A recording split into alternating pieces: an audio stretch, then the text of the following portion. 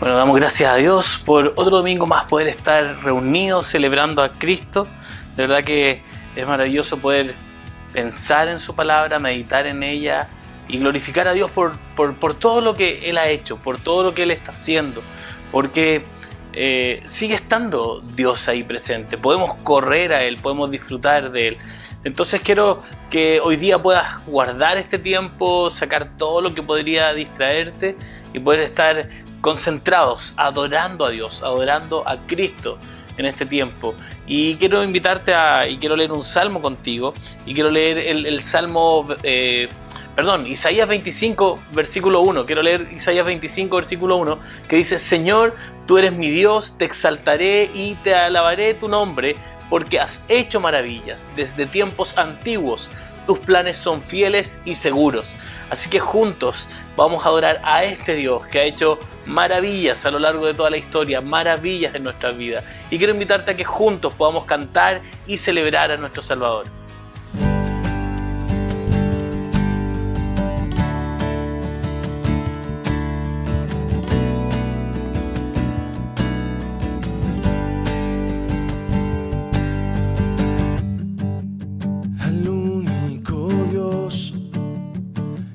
Salvador, al Rey de poder adoramos, majestad y poder, fuerza y honor, al Rey de poder adoramos, al que vive y reina Dios, al que vive y reina Dios, digno de adoración, no hay otro como tú, toda la creación canta, majestad y Salvador, te adoro, Creador, toda la creación canta.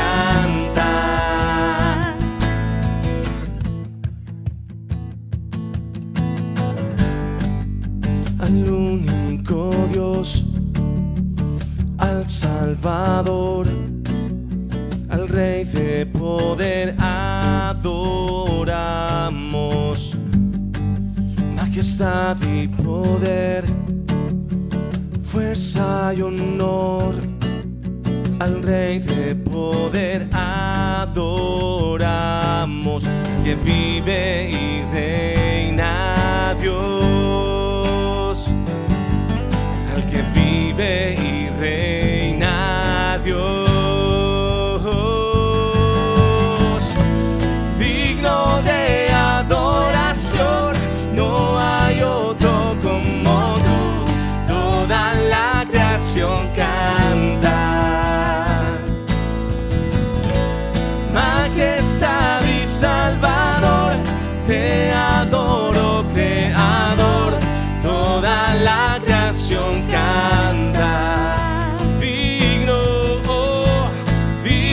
de adoración, no hay otro como tú, toda la creación canta, majestad y Salvador, te adoro, Creador, toda la creación canta.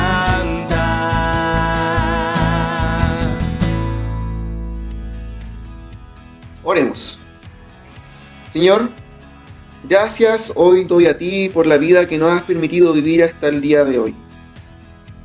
Gracias porque tu inmensa misericordia y fidelidad es manifiesta cada día con el solo hecho de haber amanecido. Y ni aun eso que podemos encontrar tan simple somos capaces de agradecer diariamente. Y es por eso, y por cada acto infiel, cada acto desagradecido, que le queremos pedir perdón. Día a día pecamos y muchas veces los dejamos pasar sin pedir perdón, por no responder correctamente a la gracia que hemos obtenido a precio de sangre. Día a día queremos vivir bajo nuestra propia justicia, que bajo la justicia tuya, que es gratuita y nos da verdadera libertad. Te pedimos perdón, Dios, porque preferimos luchar con nuestras fuerzas antes de depositar nuestras cargas en aquel que da verdadera libertad. No le voy a mentir. Día a día luchamos entre construir nuestro propio reino o dejar que el suyo avance. Día a día nuestros corazones luchan entre darte la gloria a ti o a las cosas creadas. Nuestra batalla a veces se vuelve tediosa y cansadora. La vida cristiana a ratos se vuelve complicada, se vuelve tediosa y cansadora. Y tal cansancio solo se debe a que nos olvidamos de tu evangelio. Ayúdanos, Señor. Ayúdanos y recuérdanos día tras día en que pese al cansancio que tenemos, tú no descansas por tus hijos. Que día a día estás presente con tu oído atento a la súplica de tus hijos, como nos recuerda el Salmo 121. A las montañas levanto mis ojos. ¿De dónde ha de venir mi ayuda? Mi ayuda proviene del Señor, creador del cielo y de la tierra. Señor, ayúdanos a recordarte día a día, a recordar que tú eres nuestra ayuda eterna y que esa gracia que nos permite una esperanza eterna también es una esperanza presente, y que día a día estás presente y presto a recibirnos en cada momento de nuestras vidas. Ayúdanos, Señor, a recordar tu evangelio día a día, porque es el único que nos provee de verdaderas herramientas para luchar contra el pecado. Porque en ella hay palabras de sanidad, hay palabras de bendición para nuestra vida, de restauración para nuestros corazones. Solamente a través de tu evangelio podemos darle lucha al pecado. Ayúdanos, Señor, a poder recordarnos el evangelio entre nosotros, a poder recurrir a nuestros hermanos en momentos difíciles. Porque la vida cristiana no es una vida solitaria, sino que también es una vida comunitaria. Y necesitamos de nuestros hermanos. Por eso, Señor, ayúdanos a poder ir cada día a ti, a poder recurrir cada día a ti. Que tú seas nuestra primera opción. Te lo pedimos, te lo pido en el nombre de tu Hijo amado Jesús. Amén. Recordando el Evangelio, ahí en Romanos 5:8. Pero Dios demuestra su amor por nosotros en esto, en que cuando todavía éramos pecadores, Cristo murió por nosotros. Wow, gracias damos a Dios por su evangelio. De verdad que es maravilloso poder meditar en su evangelio. Es maravilloso poder ir al arrepentimiento y reconocer que no podemos y que necesitamos un Salvador. Y quiero contarte un poco de lo que Dios ha estado haciendo en Curauma, lo que sigue haciendo, y darte algunos avisos. Y te animamos a quedarte en casa y ver nuestra reunión dominical a través de esta plataforma que hemos estado usando, que es YouTube, que es nuestra fanpage, y a través de nuestra página web iglesiacurauma.cl. Tenemos estas tres plataformas por las cuales estamos transmitiendo en vivo domingo tras domingo. Comienza a las 11:30 de la mañana en punto, ¿cierto? Y hemos podido estar cantando, orando y meditando en su palabra y siendo animados por su evangelio a través de nuestra fanpage, que es Iglesia Curauma, y en Facebook buscas tú Iglesia Curauma, le das me gusta y puedes seguir la página, y ahí está todos los domingos nuestra transmisión en vivo. También nuestro canal de YouTube, también en el buscador de YouTube tú pones Iglesia Curauma, te va a aparecer, tú puedes poner suscribir y tiene una campanita, un icono que es una campana, tú lo seleccionas y eso permite que te notifique cuando va a comenzar o cuando hemos subido algún nuevo video. Y también a través de nuestra página web, que es www.iglesiacurauma.cl/live. También ahí está nuestra transmisión en vivo, la puedes compartir con tus amigos, tus vecinos, tu familia, y juntos pueden estar conectados viendo esta reunión dominical. Y te animo a que no solo seas un espectador de la reunión dominical, porque ese no es el fin de la reunión dominical, es que todos juntos estamos reunidos adorando a Dios. Es importante que tú puedas estar cantando, orando y meditando en la palabra domingo tras domingo. También invitarte a nuestras comunidades misionales y nuestros discípulos 1 a 1, quienes se están discipulando, continúan semana tras semana a través de plataformas virtuales, ¿cierto? Estamos y creemos que debemos hacerlo y hacer caso a nuestras autoridades que nos han dicho que es cuarentena total, no podemos salir y debemos quedarnos en casa.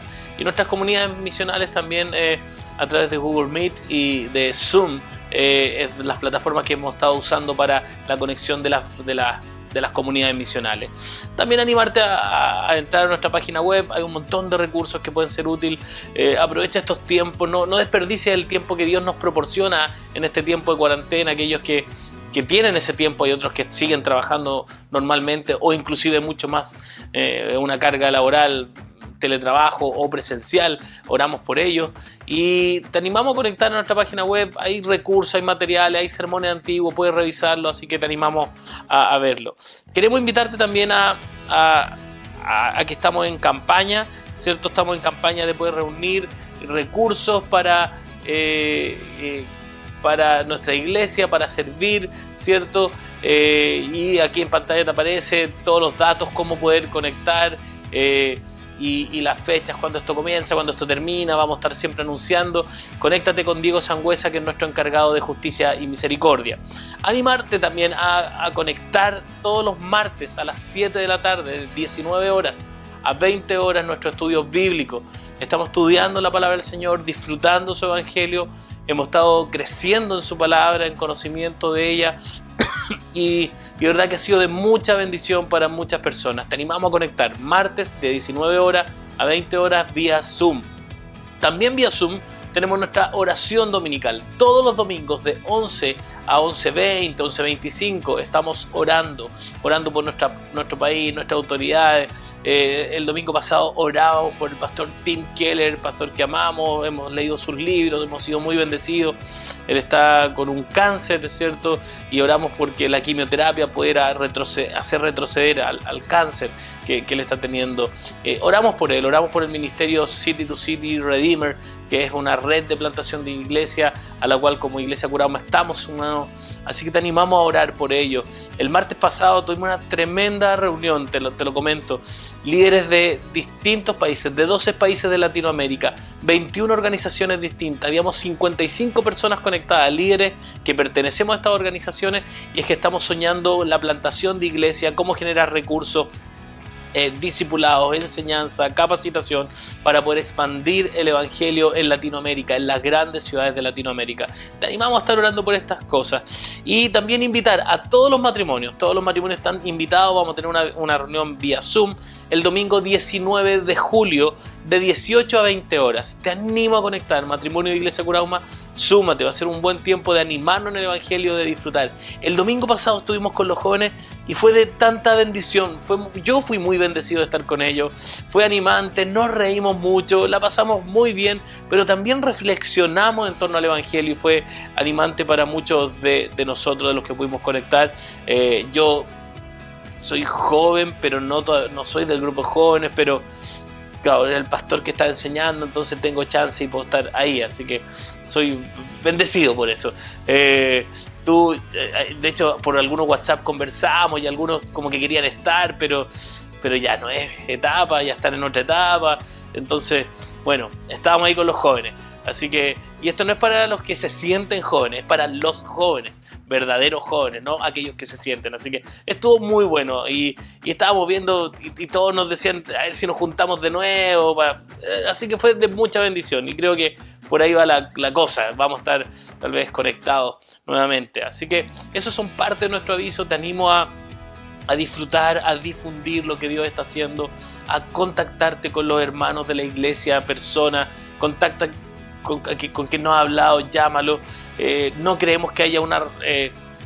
la iglesia no es la institución ni el liderazgo que se hace cargo de otros. Todos nosotros somos la iglesia que unos a otros debemos hacernos cargo, cuidarnos, tal como lo hemos visto en la serie de Hechos. Unos a otros, preocupados, animándose, unánimes, orando, buscando. Así que te animo a conectar con... ¿No has visto a un hermano hace tiempo, de producto de la cuarentena? Llámalo, videollamada, un WhatsApp, es suficiente. Y inténtalo, intenciona relaciones profundas. Que Dios te bendiga. Estos son parte de nuestros avisos y de lo que Dios está haciendo aquí en Iglesia Curauma.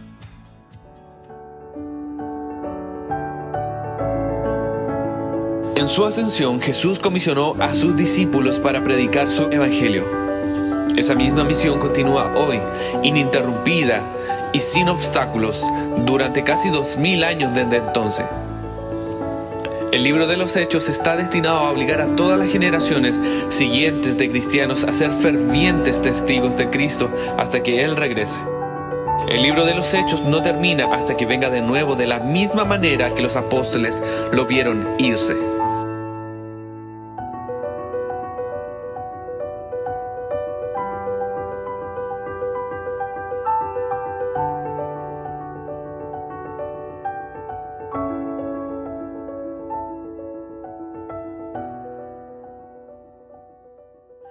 Esta semana que recién pasó, estuve estudiando el libro de Hechos.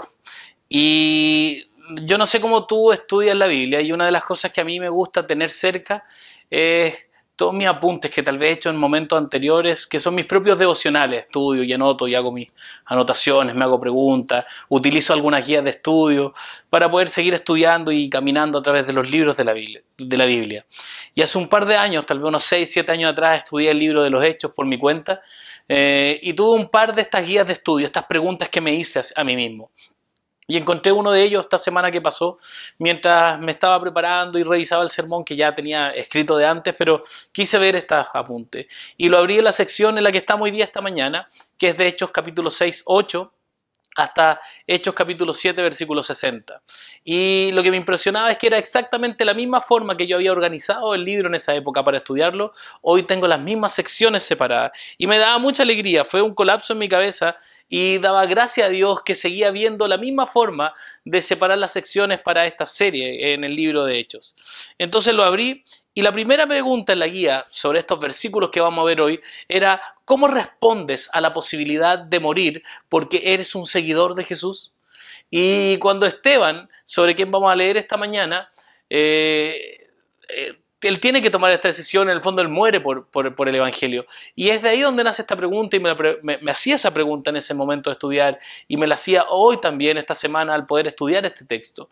Y no sé si tú eres como yo, pero cuando leo mis anotaciones antiguas, igual estoy con un poquito de temor porque hace un tiempo atrás no comprendía algunas verdades que hoy comprendo, no comprendía las doctrinas de la gracia que hoy comprendo.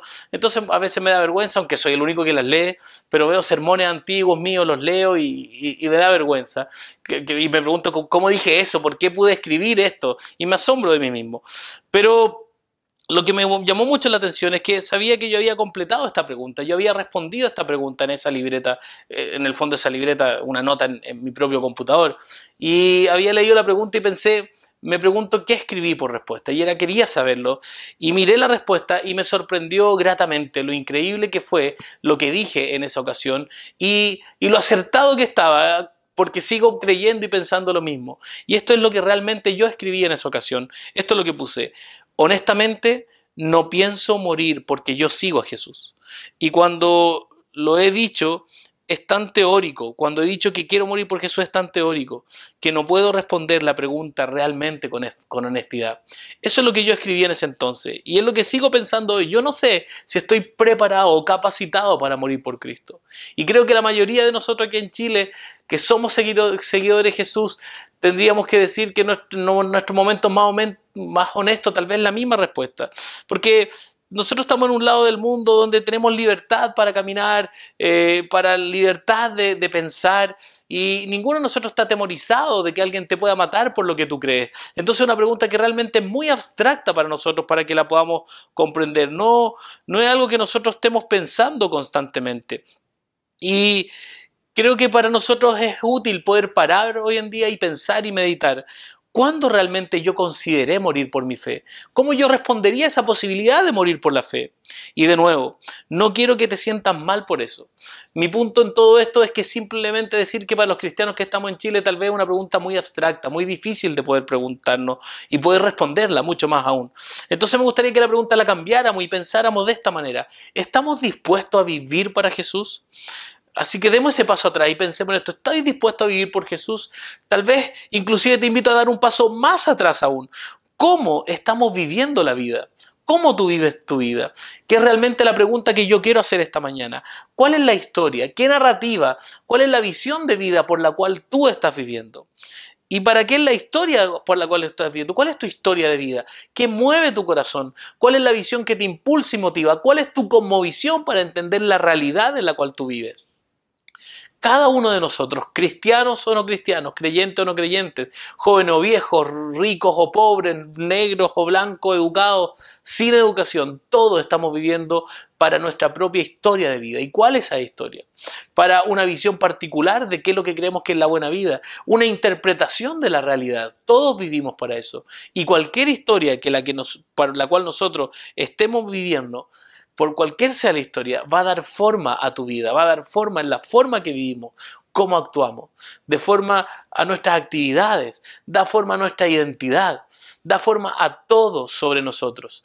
¿Para qué historia vives? Esa es la pregunta que te quiero hacer esta mañana. Y quiero darte algunos ejemplos de la cultura para ayudarte a ver cómo esto se desarrolla. No sé si tuviste el juicio de Oscar Pistorius, que era un atleta, un velocista olímpico, ¿cierto?, de Sudáfrica, al que le amputaron sus 2 piernas cuando él tenía 11 años. Y él corría con unas prótesis y logró ser campeón de esa disciplina. Y la historia fue que en el 14 de febrero del 2013, él fue acusado de asesinar a su novia. Y el titular fue el siguiente. Decía: Oscar Pistorius, toda su historia de vida en juicio. Un artículo mientras que se desarrollaba el juicio decía esto: con sus triunfos pasados, ahora empañados porque mató a tiros a su novia, Oscar Pistorius ingresará el lunes al tribunal para enfrentarse con la posibilidad de que lo envíen a prisión por al menos 25 años. Y aquí está toda su historia, y aquí está la narrativa de su historia. La narrativa era algo así: para el campeón, corredor sin piernas, que se entrenó para superar todos los obstáculos, nada más importa ahora que vencer el cargo de asesinato contra él. La familia de Pistorius dijo el sábado que su enfoque solo está en el juicio. Si se lo encuentra culpable, la historia de toda la vida de Pistorius se reformulará. Imagínate, un juicio determina ahora la vida de este atleta. Y en estos 2 párrafos implícitamente tienes el concepto de que esta es la historia por la cual él vive. Soy el amputado, que fue campeón, un corredor olímpico, superé todos los obstáculos, pero ahora mi vida está en juego. Incluso si él no sentía eso, eso es lo que la gente veía de él. El amputado campeón, que superó todos los obstáculos. Esa era la historia de su vida. Esa es la idea que hay detrás de la historia en la que estamos viviendo. La crisis ahora es que la historia de la vida va a cambiar por este juicio. Déjame darte otro ejemplo. Rihanna, algunos de ustedes la conocen, otros no, ¿cierto? Deberías conocerla, es un ícono de la cultura pop, ¿cierto? Y ella es una gran figura en el mundo de la música pop. El novio de Rihanna, Chris Brown, la noche de los Grammy del 2009, casi la mata a golpes. Y justo antes de los premios Grammy, él casi la mata a golpes. Y fue acusado de un delito grave, porque ellos habían arrendado un Lamborghini para poder ir a los Grammy. Y empezaron una gran discusión, y mientras iban camino, él se desvía del camino, va a algunas carreteras más abandonadas, la golpea de tal manera y la abandona en la carretera. Luego ellas la encuentran y él también lo encuentran. Y claramente Hollywood se alimenta de estas historias y nosotros también. Y de hecho, un par de años después, la banda de rock Rolling Stone hizo una increíble canción sobre ella, sobre su vida. Y habló de la historia de su vida.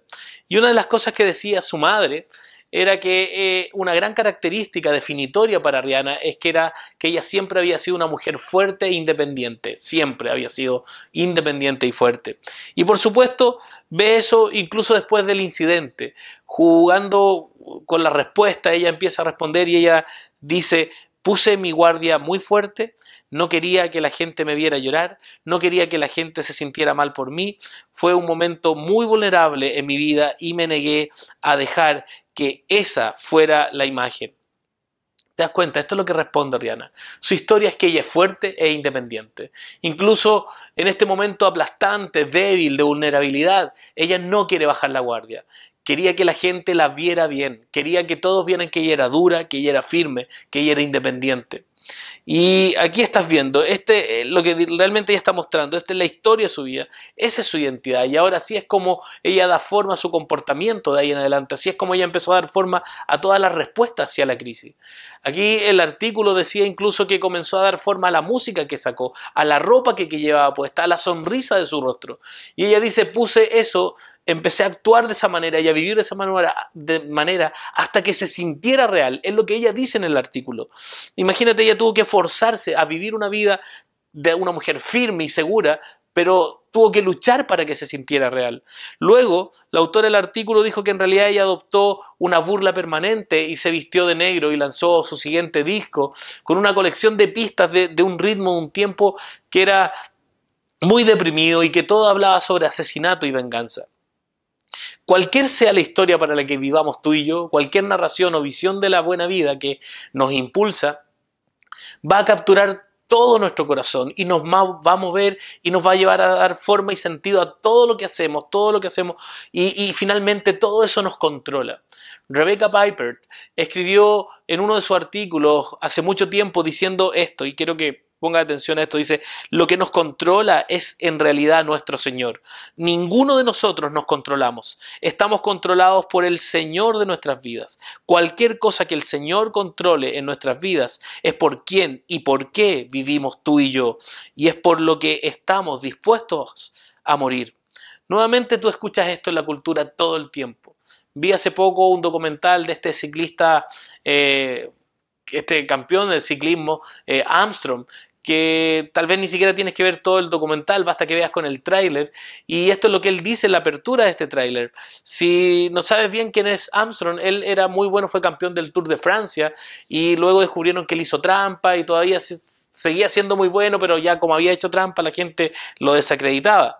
Y él dijo esto: me gusta ganar, pero más que nada no puedo soportar la idea de perder, porque para mí eso es igual a la muerte. ¿Te das cuenta? Este es el lenguaje del señorío. Cuando las historias de nuestras vidas toman la predeterminancia de esto, y es por la historia que vivimos, pasa a ser señor de nuestras vidas. Y te animo a ver solo el tráiler.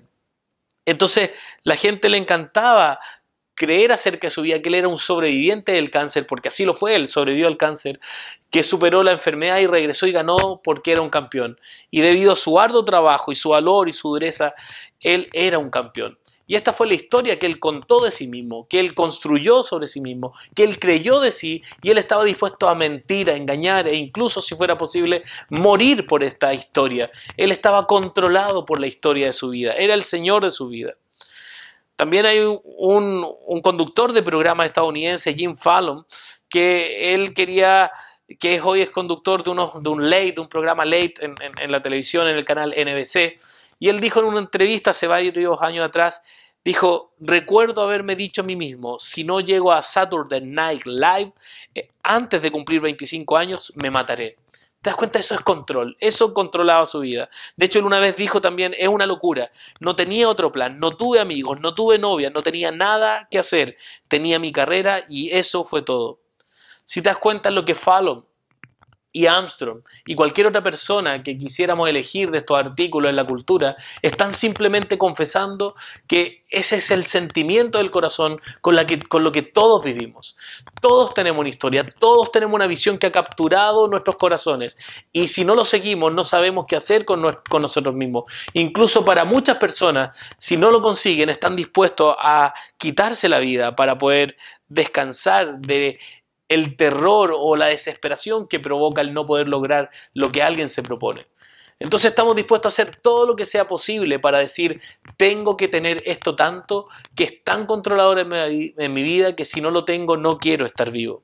Entonces podríamos pasar narración tras narración, y sin embargo creo que la parte difícil es dejar de mirar a los otros, es dejar de mirar a las celebridades y empezar a mirar nuestros propios corazones. Y si todo esto es cierto, si todos tenemos una historia, si todos tenemos un Señor que nos controla y nos forma y nos da forma con todo lo que somos, en todo lo que hacemos, la pregunta para nosotros esta mañana: ¿cómo podemos realmente saber qué o quién está controlando nuestras vidas? ¿Nosotros? ¿Un Señor? ¿Una narrativa? ¿Dios? ¿Cómo podemos realmente conocer la historia o el Señor de nuestras vidas? ¿Quién o qué es realmente lo que controla nuestras vidas? Quiero compartirte algunas preguntas que pienso que podrían ser muy útiles para poder identificar cuál es la historia para la cual estamos viviendo, o quién es el Señor que controla nuestra historia. Y aquí está la primera. ¿Qué es lo que haces tú al principio de tus conversaciones, cuando te presentas a alguien, cuando conoces? ¿Qué es lo que tú quieres que ellos sepan de ti? ¿De qué te aseguras que las personas sepan de ti? ¿Qué es lo primero que tú hablas? ¿Qué es lo que tú cuentas? ¿Qué imagen quieres que la gente se lleve? Esa es una buena pregunta que muestra tu narrativa. Una segunda pregunta es: ¿qué te preocupa? ¿Con qué sueñas despierto? Cuando estás solo, ¿dónde va tu mente? Me acuerdo que una persona decía que tu religión es lo que tú haces en oculto, en tus pensamientos, en tus deseos. Una tercera pregunta es, ¿qué pasaría si fallaras o lo perdieras? En realidad, ¿cómo te haría sentir? ¿Te haría sentir como Armstrong, como Fallon, que tal vez no querrías seguir viviendo? Piensa en eso. Otra cuarta pregunta es, ¿qué es lo que más te preocupa? ¿Cuál es tu peor pesadilla? ¿De qué te preocupas? ¿Qué te enfurece con ansiedad cuando lo pierdes? ¿Qué buscas para consolarte cuando las cosas van mal o se ponen difíciles? Ahí tienes unas buenas preguntas que te pueden ayudar a esto. Estas son preguntas realmente útiles para poder llegar al corazón de cuál realmente es tu narrativa, conducción o el verdadero Señor de nuestras vidas. Como dijo una vez Martin Lloyd-Jones, que fue un predicador en Inglaterra hace muchos años atrás. Él decía, el verdadero Señor de tu vida, la narrativa de conducción, la historia de la que estás viviendo, es cualquier cosa que tenga una posición tan controladora en tu vida, que se mueve, despierta y nos atrae tan fácilmente que le damos nuestro tiempo, nuestra atención, nuestra energía y nuestro dinero sin esfuerzo. Y lo que veremos hoy, aquí en Hechos 6, 7, a través de la vida y el ejemplo de Esteban, es un testimonio bello y contundente de la única historia y el único Señor por el que vale la pena vivir. Y si es necesario, tal vez morir. Tenemos un asiento aquí en primera fila, que es la iglesia, la visión de Dios de la buena vida, la historia del Señor, que es mejor que cualquier otra historia. De hecho, que incluso Dios mismo es mejor que la vida misma. Y ese es el título del sermón de hoy, mejor que la vida. Y esa es la historia de tu Señor. Ese es tu Señor, que es Dios, que es nuestro Jesucristo, que es mejor que la vida.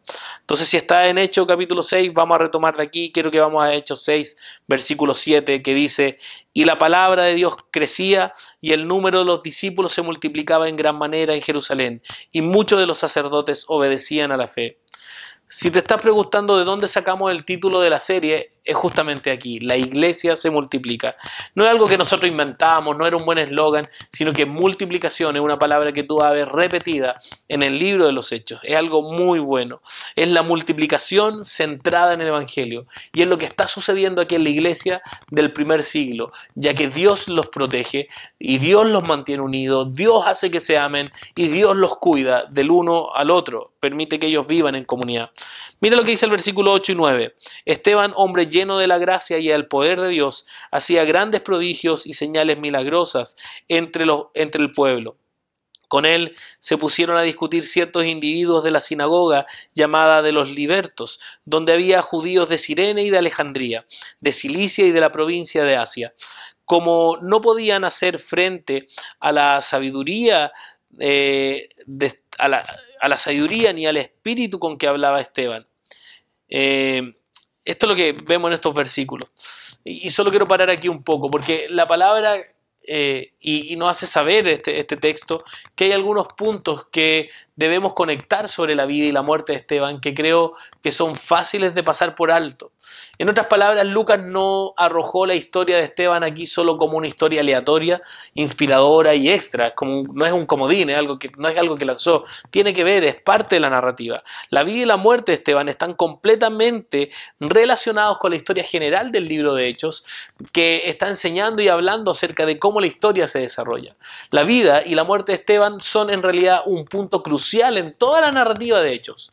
Hechos capítulo 1, versículo 8, que dice que vamos a ser testigos en Judea, Samaria y hasta los confines de la tierra. Ese es el Evangelio y el pueblo de Dios multiplicándose de esta dependencia en Galilea hasta la Casa Blanca en Roma, ¿cierto? Que era el Imperio Romano, donde vivía el emperador romano. Hasta allá está llegando el Evangelio y vamos viendo todo este desarrollo y todo este desenlace. Entonces, esta imagen que tenemos aquí de Esteban, y sabemos que desde el principio del capítulo, que tiene buena reputación, que es un hombre lleno del Espíritu Santo, lleno de sabiduría, pero aquí en los versículos 8 y 10 vemos que está haciendo grandes señales, grandes prodigios, maravillas, que es un gran, poderoso proclamador y testigo de Jesucristo, y los líderes religiosos no saben qué hacer con él. Una de ellas es que su ministerio fue tan poderoso que sus críticos se frustraron tanto que fueron detrás de escena, y mira lo que dice el versículo 11, instigaron ellos a unos hombres a decir, hemos oído a Esteban blasfemar contra Moisés y contra Dios. O sea, traen falsos testigos. Mira lo que dice el versículo 12. Agitaron al pueblo, a los ancianos y a los maestros de la ley, se apoderaron de Esteban y lo llevaron ante el consejo. Permiso. Escuchen esta escena. Esta es la mafia, el Sanedrín, este es el consejo, los líderes religiosos de la época. Agarran a Esteban porque ellos estaban muy enojados porque no saben cómo hablar con él de una manera que lo haga ver mejor que él. O sea, cada vez que hablaban, Esteban los dejaba peor a ellos. Y lo capturan, lo llevan ante el consejo y ponen falsos testigos. Mira el versículo 13 al 15. Presentaron testigos falsos que declararon: este hombre no deja de hablar contra este lugar santo y contra la ley. Lo hemos oído decir que Jesús de Nazaret destruirá este lugar y cambiará las tradiciones que nos dejó Moisés.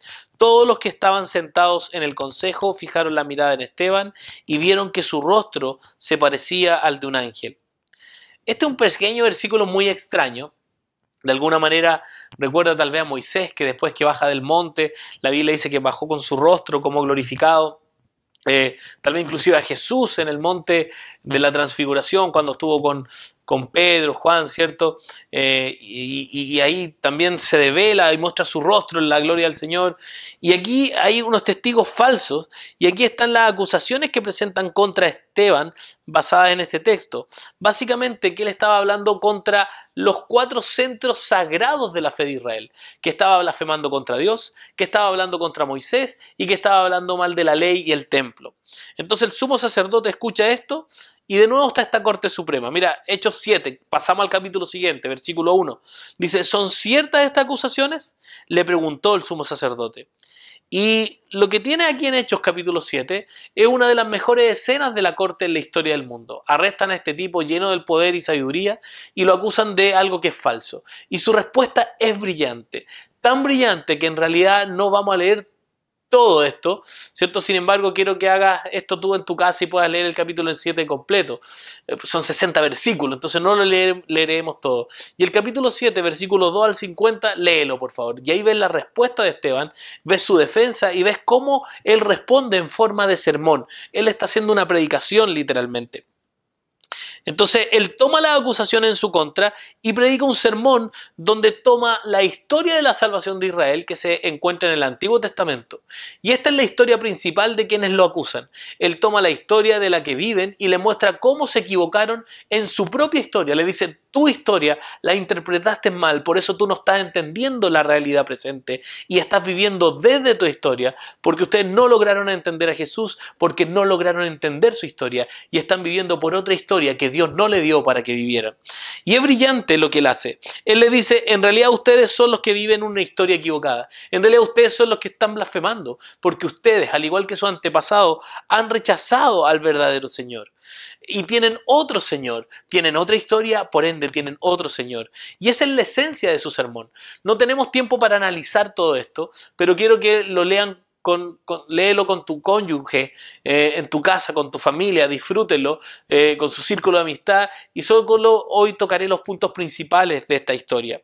Y comienza con Abraham, porque Abraham es el comienzo del pueblo de Dios, es la nación de Israel, ¿cierto?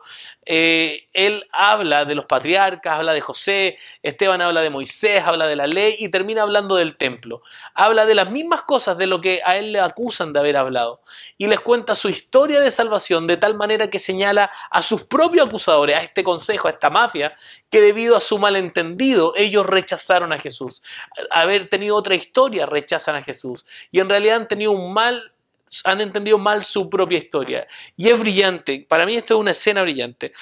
En esencia, la defensa de Esteban en su sermón, él parte diciendo: porque entiendo a Jesús, entiendo su historia mejor que ustedes, porque comprendo a Jesús, puedo entender la historia, porque su historia habla de Jesús. Eso es lo que él dice, porque Moisés nos señaló a Jesús, versículo 37, porque Jesús es el verdadero cumplimiento de la ley, versículo 38 y el 53, porque Jesús y ahora nosotros como su pueblo somos el verdadero templo de Dios donde el cielo y la tierra se encuentran, versículo 48. Yo soy el que realmente está viviendo de acuerdo con la historia de Israel y de Dios y no ustedes. ¡Boom! Esto es jaque mate. Esta es la mafia del Sanedrín que queda jaque mate con las palabras de Esteban. Y no te pierdas del drama no te pierdas de este momento, porque lo que Esteban le está diciendo a estos líderes religiosos es que algo que todavía es muy relevante y muy confrontativo para ti y para mí es este momento. Él dice que la historia para la que vivimos, sea la que sea, en su caso era la historia del Antiguo Testamento, es una historia incompleta y por lo tanto está mal contada o formada si Jesús no está ahí como parte de la historia. Si tu historia de vida o la historia de ellos, la historia del Antiguo Testamento no tiene a Jesús como un protagonista, como el centro de la historia, es una historia que está mal contada. Y esto fue cierto para ellos y esto también es cierto para nuestras propias historias de vida. Entonces, escúchame, iglesia, si la historia para la que tú y yo estamos viviendo, ya sea religiosa o irreligiosa, fuera de la religión, no tiene a Jesús como el centro y Señor de esta historia, es una historia mal contada. Es una historia que está formada mal y es una historia que está equivocada. No es la historia para la que tú debes vivir. Una de las responsabilidades que tenemos como comunidad de fe, y estoy hablando con aquellos de ustedes que son cristianos, especialmente aquellos de ustedes que son parte de la iglesia, tal vez como miembro de Iglesia Curauma, es animarse, exhortarse unos a otros, en general, de día en día, para mantener a Jesús como el Señor y el centro de nuestras historias. Y esto es lo que deberíamos estar haciendo todo el tiempo en nuestras relaciones. Esto es lo que estamos haciendo todo el tiempo en nuestros matrimonios. Esto es lo que deberíamos estar haciendo siempre en nuestras amistades. Y esto es lo que estamos haciendo todo el tiempo en nuestras comunidades misionales, en nuestros discipulados y en nuestros sermones domingo tras domingo. ¿Es Jesús el centro de tu historia? ¿Es Jesús el centro de tu historia en general y de día a día? Les pregunto a las que son madres, a las que son mamás. Madre, amas de casa que están liderando en su casa, ¿cómo es Jesús la historia de tu rutina diaria? Mi esposa es una ama de casa, con una hija mayor, con un hijo pequeño y una nieta bebé, por lo que sabe cómo es esto. Oro por ella en esto, oro por su paciencia, una mujer muy paciente conmigo, con nosotros, con esta casa. Vivimos en un departamento muy pequeño y ella es muy paciente. Sé cómo es ser esto. Y mi oración es por ella en esto, cómo es el centro de la historia de su rutina diaria. Y mi deseo es cómo le ayudo a que Jesús sea el centro de su rutina diaria. Yo como esposo, yo como pastor, ¿es Jesús el centro de mi rutina diaria? Estudiantes, ¿cómo transforman a Jesús como su narrativa universitaria? Nidos vacíos, papás que sus hijos se fueron. ¿Qué tienen que decir Jesús sobre tu casa finalmente tranquila? Los que están jubilados, ¿cómo se ve y qué significa para Jesús estar en el centro de tu plan de jubilación? Para todos los que tenemos trabajo, ¿cómo se conecta Jesús con nuestras vocaciones? ¿Cómo se integran tu fe y tu trabajo? Si eres un emprendedor, si eres un atleta, si eres un contador, si eres un artista, si eres un músico, ¿cómo Jesús es el centro de tu historia? Los que están recién casados, ¿cómo se ve esto? Solteros, ¿cómo se ve esto? ¿Cómo transforma y domina Jesús la historia de tu soltería? ¿No es eso de lo que habló Pablo en 1 Corintios 7, de que Jesús debe dominar la historia de nuestra soltería? ¿Esto está pasando? Incluso aquellos de ustedes que viajan diariamente. ¿Cómo toma Jesús la historia de horror que es estar en un taco todos los días? Y cómo Jesús redime la historia de los tacos de todos los días en ese largo semáforo, 30, 40 minutos de viaje. ¿Cómo Jesús es el centro de esa historia? Esa es una historia diaria por la que algunos de ustedes deben vivir, que tal vez no están viviendo, que yo tal vez no estoy viviendo en áreas de mi vida. Y así sucesivamente Jesús debe ser el centro de nuestra narrativa y nuestra historia. Iglesia, en general y de día en día, ¿es Jesús el centro de tu historia? ¿Él es el Señor? Si no, nuestra historia y nuestras vidas, no importa cuán religiosas sean, se van a deformar. Va a venir el caos y el conflicto.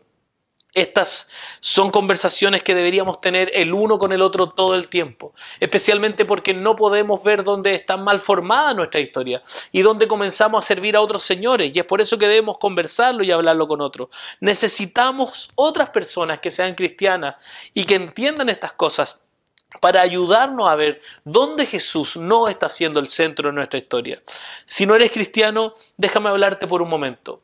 Cada uno de nosotros, incluido tú, fuiste creados para mirar una historia y un Señor en búsqueda de significado, de rescate, de amor, de propósito, de libertad.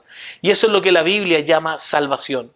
Pero la historia para la que estás hecho no es una historia contigo y tus propios deseos en el centro de esto. No, Esto es lo que diría Esteban, y esto es lo que testifica la Biblia. A menos que Jesucristo sea el centro de tu historia, nunca encontrarás un final feliz. Y esto es lo que dice la Biblia. Por eso, como cristianos, somos las personas más llenas de alegría, porque sabemos eso por la gracia de Dios. Si tú no conoces a esos cristianos, tal vez esos cristianos tampoco Jesús es el centro de su historia. Si eso es lo que vives de esta manera como cristianos, sé que algunos de ustedes no son cristianos, no necesitas que te diga eso. Y esa es la razón por la que estás aquí tal vez hoy día viendo. Estás buscando una historia diferente por la que has estado viviendo tan alejado e inquieto. Has conseguido todo lo que te propusiste y no estás satisfecho. Estás aquí esta mañana porque en realidad estás buscando una historia diferente. Estás buscando un Señor diferente. Tal vez es el motivo porque hoy día nos estás viendo. Esteban diría que Jesús es ese Señor. Él es quien completa todas nuestras historias. Él es el único que merece nuestra confianza, nuestro seguimiento y el único que nos trata como necesitamos ser tratados. Ningún otro Señor nos ama como Jesús. Los otros señores nos esclavizan, nos abruman, nos dejan vacíos, secos y ansiosos. Entonces, a través de su sermón, Esteban voltea completamente las acusaciones contra él en su cabeza y acusa a sus acusadores de lo mismo por lo que él está siendo juzgado. Y Esteban termina con un llamado al arrepentimiento.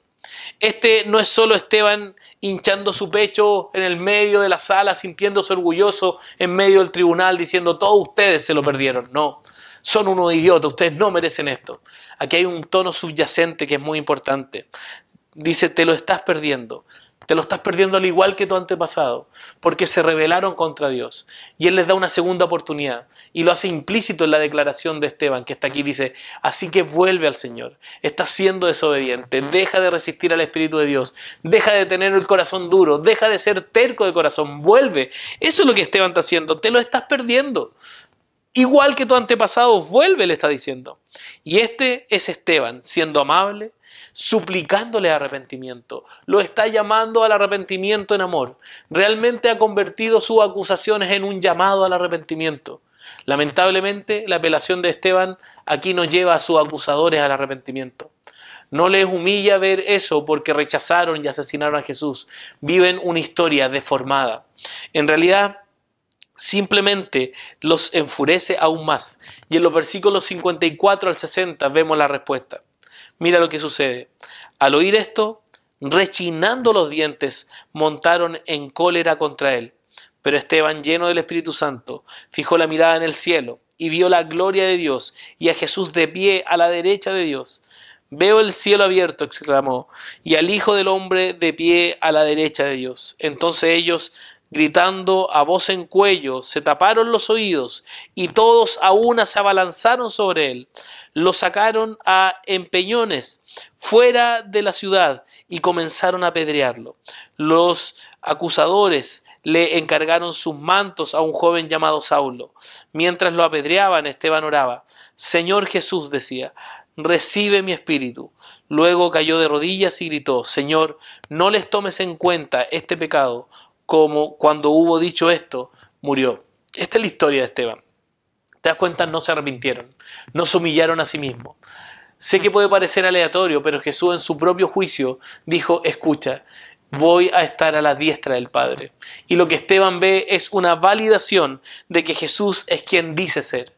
Más que eso, lo que ve es una imagen de Jesús al lado del Padre, gobernando y reinando con toda la autoridad como un juez. Y como está siendo maltratado y siendo juzgado incorrectamente, ¿sabes quién es realmente el juez que supervisa todo asunto? Bueno, es Jesucristo. Qué alentador para aquellos que están siendo perseguidos por la causa de Cristo, saber que Jesús es el juez. Entonces, mientras vemos una historia torcida, Esteban está mirando hacia arriba y ve a Jesús y sabe que Jesús está reinando. Qué alentador, qué animante para ti y para mí. Dice lo que dice. ¿Y sabes qué? Las personas que lo acusaban sabían que fueron juzgados en ese momento. Porque su respuesta a esa visión, ¿sabes cuál fue? Es la siguiente. Pero gritaron en alta voz y se detuvieron y se precipitaron sobre él. Y luego lo echaron de la ciudad y lo apedrearon. Concluyamos con esto. Simplemente pensando en la vida y la muerte de Esteban y en lo que nos enseña? Lo que nos enseña es que solo hay una historia, el Evangelio, y solo hay un Señor por el que realmente vale la pena vivir y morir. ¿Esa es la historia que estás viviendo? ¿Es Jesús tu Señor? Es tan heroico, es tan inspirador como la muerte de Esteban. Creo que a veces podemos ir por la borda como cristianos. Y es genial emocionarse y decir, este tipo es un héroe, deberíamos celebrarlo. Sí, deberíamos, en sentido de que Dios es fiel con él y lo sostuvo hasta el final. Pero es importante y crítico que recordemos que Esteban no fue el verdadero héroe. Esteban solo está siguiendo el ejemplo del verdadero héroe. El mismo Señor por el que vivió y murió, Jesús de Nazaret. Lo vemos a lo largo de toda la historia. En caso de que te lo hayas perdido, esta es la historia de Jesús. Al igual que Esteban, Jesús estaba lleno del Espíritu Santo y tenía un ministerio de sabiduría y autoridad inigualables. Al igual que Esteban, Jesús fue acusado de blasfemia ante Dios. Al igual que Esteban, Jesús recibió una prueba injusta y refutó a sus acusadores con poder y sabiduría. Al igual que Esteban, Jesús fue sacado de la ciudad y ejecutado de una manera insoportable y horrenda, que fue la crucifixión. Al igual que Esteban, Jesús, mientras lo crucificaban, mientras lo asesinaban, él oró por el perdón de los mismos que lo estaban asesinando. Esteban solo está siguiendo los pasos de su maestro. Sin embargo, la muerte de Jesús es fundamentalmente y abismalmente diferente a la muerte de Esteban. Y es diferente a cualquier muerte de cualquier otra persona que muera como un mártir. Y cualquier otro era muerto por causa del camino de su historia. La muerte de Jesús fue sustitutiva, como ninguna otra muerte en la historia de la humanidad. Jesús es un sustituto y compró y obtuvo más que un buen ejemplo solamente. Jesús murió para salvarnos del pecado. Jesús es el verdadero Señor que murió para que podamos huir de los señores menores y de las historias menores. Él vino a salvarnos, murió para salvarnos de los señores menores que adoramos y de las historias menores por las que vivimos. Jesús es el Señor. Jesús es completamente único. Él dio su vida para hacer un camino para que tú y yo seamos perdonados de nuestros pecados, de nuestros corazones duros y de nuestra resistencia al Espíritu Santo. En su gracia murió para dejarnos libres de la tiranía, de todas estas historias deformadas y de los señores falsos que controlan nuestras vidas. Y en última instancia, no nos satisfacen, porque no pueden satisfacernos. Él nos abrió el camino para vivir dentro de su historia, una historia con Él como nuestro Señor y nuestro Salvador y nuestro Dios. Jesús mismo dijo una vez de esta manera: si alguien viniera detrás de mí, que se niegue a sí mismo y tome su cruz todos los días y sígame, porque quien quiera salvar su vida la perderá, pero quien pierda su vida por mí la salvará. ¿De qué le sirve a un hombre ganar el mundo entero? ¿De qué nos sirve ganar lo que sea que nuestras historias mal formadas y nuestros falsos señores, y sin embargo perder nuestra alma, nuestras propias vidas, no nos benefician nada? Finalmente, el rechazo de Esteban fue un rechazo a Jesús. De eso se trata todo este pasaje. La llamada para nosotros hoy, como la llamada de Esteban a quienes lo acusaron y lo asesinaron, es la misma. No rechazar a Jesús nuevamente al entregarnos a una historia deformada. No debemos hacerlo. No debemos entregarnos a un falso Señor. Eso es rechazar nuevamente a Jesús. Entonces, si Jesús no es tu Señor, si no estás viviendo la historia de su Evangelio, si tienes un Señor falso o una historia falsa, la invitación es negar a tus otros señores, abandonar esa historia que estás viviendo fuera de Jesús y caminar a Jesús. Jesús está listo para salvarnos hoy. Él está listo para recibirnos hoy. Él está listo para amarnos hoy. ¿Sabes qué? Jesús, Él es mejor que la vida misma.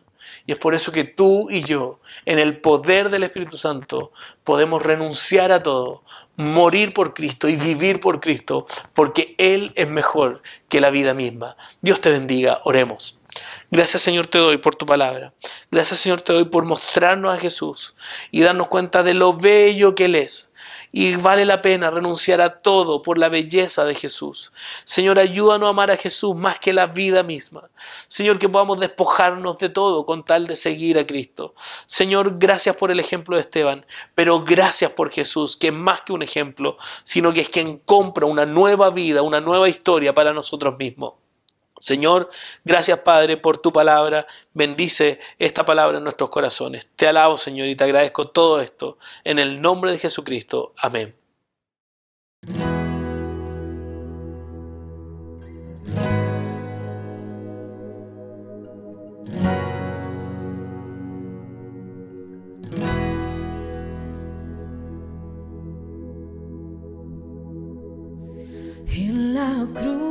En la cruz, yo primero vi la luz y las manchas de mi alma yo lavé.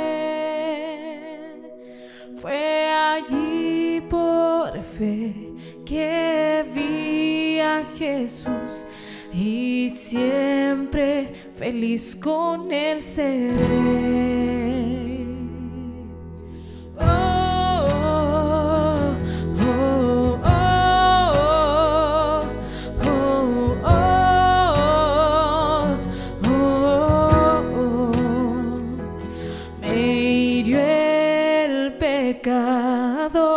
Fui a Jesús, mostréle mi dolor.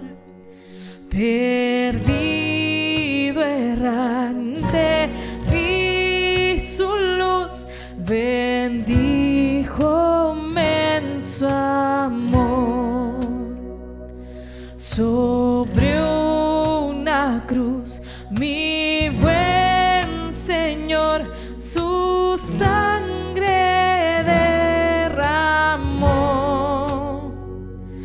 por este pobre pecador, a quien así salvó.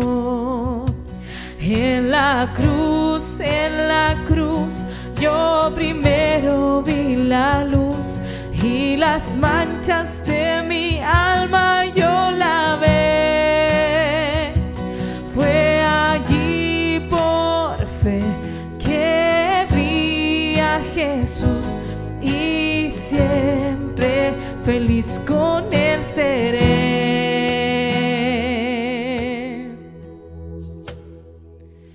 Venció la muerte con poder y al cielo se exaltó. Confiar en él es mi placer, morir no temo yo. Aunque él se fue, solo no estoy, mando al Consolador, divino Espíritu que hoy me da perfecto amor. En la cruz, yo primero vi la luz y las manchas de mi alma yo lavé. Fue allí por fe que vi a Jesús y siempre feliz con él seré.